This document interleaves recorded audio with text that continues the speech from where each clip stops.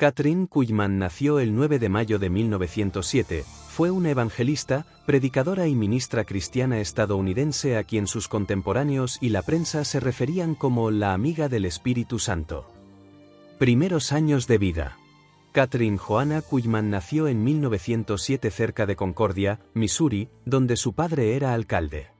Fue una de los 4 hijos de Joseph Adolf Kuhlman y Emma Balkenhorst, padres germano-estadounidenses. Kuhlman recibió instrucción bíblica en casa de sus padres, ambos metodistas. Kuhlman tuvo una experiencia espiritual a los 14 años y varios años después comenzó a predicar de manera itinerante con su hermana mayor y su cuñado en Idaho. Más tarde, fue ordenada por la Alianza de Iglesias Evangélicas. Amanda H. Williams, de Brooklyn, Nueva York, ayudó a dar origen al Ministerio de Sanación de Kuhlman. Ministerio. Kuhlman viajó extensamente por los Estados Unidos y el extranjero celebrando reuniones de sanación entre los años 1940 y 1970. Se la consideraba una de las sanadoras por fe más conocidas del mundo, sin embargo, el término sanadora por fe era algo que ella rechazaba por considerarlo ofensivo. Cita requerida, en 1955, a pesar de que los médicos le habían dicho que tenía una afección cardíaca cuando tenía casi 40 años, Kuhlman mantuvo una agenda muy ocupada, a menudo viajando por todo Estados Unidos y el extranjero, celebrando reuniones de 2 a 6 horas de duración que podían durar hasta altas horas de la noche. Kuhlman tuvo un programa de televisión semanal en los años 1960 y 1970 llamado Creo en los Milagros, que se transmitía a nivel nacional. También tenía un programa de radio nacional de 30 minutos, que presentaba sermones y extractos frecuentes de sus servicios de sanación en música y mensaje. Su fundación se estableció en 1954 y su sucursal canadiense en 1970. Al final de su vida apoyó el naciente Movimiento de Jesús. En 1970 se había mudado a Los Ángeles, conduciendo servicios de sanación para miles de personas, y a menudo se la comparaba con Aimee Semple McPherson.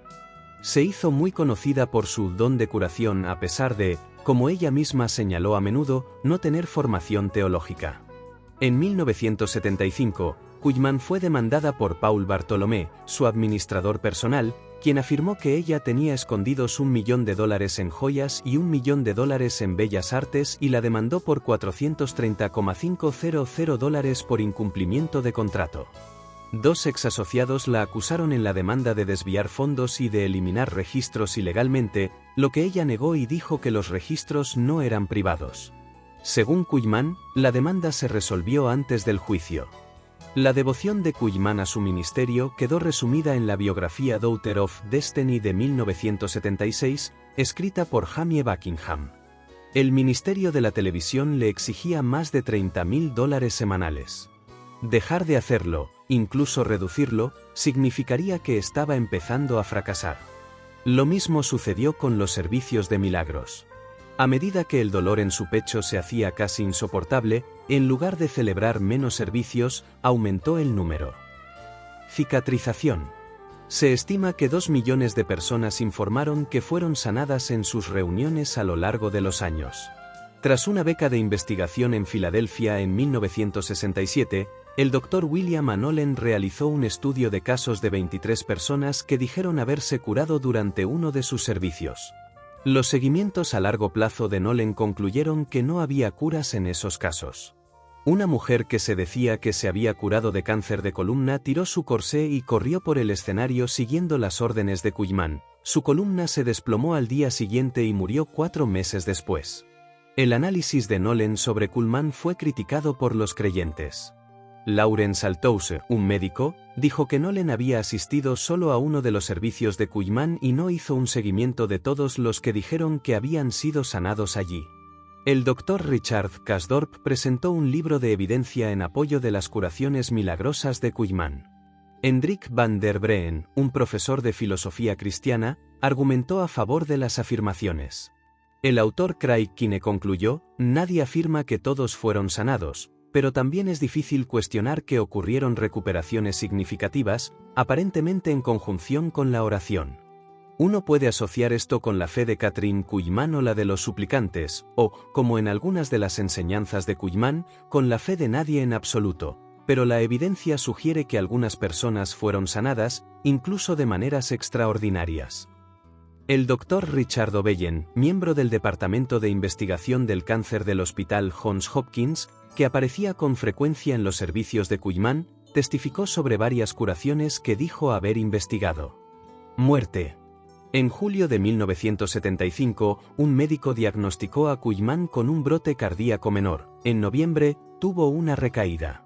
Como resultado, Kuhlman se sometió a una cirugía a corazón abierto en Tulsa, Oklahoma, durante la cual murió el 20 de febrero de 1976.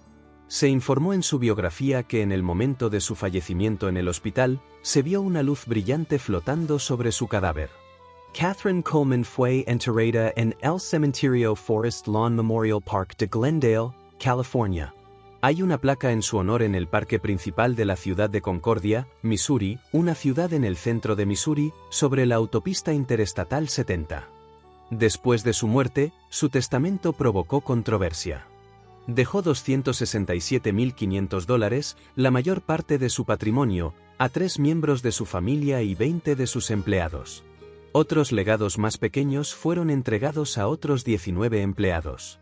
Según el Independent Press Telegram, sus empleados se sintieron decepcionados cuando supieron que no había dejado la mayor parte de su patrimonio a la fundación, como había hecho en un testamento anterior de 1974. La Fundación Catherine Kuhlman continuó funcionando, pero debido a la falta de fondos, interrumpió su transmisión radial a nivel nacional en 1982. Finalmente, la fundación cerró sus puertas en abril de 2016. Muchos creyentes consideran a Kuhlman como una precursora importante del movimiento carismático actual. Ella influyó en los sanadores por fe Benny Hinn y Billy Burke. Hinn ha adoptado algunas de sus técnicas y también escribió un libro sobre Kuhlman, ya que asistía con frecuencia a sus servicios de predicación. Burke la conoció y recibió su consejo, habiendo afirmado una curación milagrosa en su servicio cuando era un niño. En 1981, David Byrne y Brian Eno samplearon uno de los sermones de Kuhlman para una canción que crearon durante las sesiones de su álbum colaborativo My Life in the Bush of Ghosts. Después de no poder obtener la licencia de la voz de Kuhlman de su patrimonio, la canción fue reelaborada para utilizar el audio de un exorcismo no identificado, y esta versión modificada se lanzó como The Jezebel Spirit. La versión de Kuhlman se incluyó más tarde en la grabación pirata de 1992 Ghosts, titulada Into the Spirit Womb.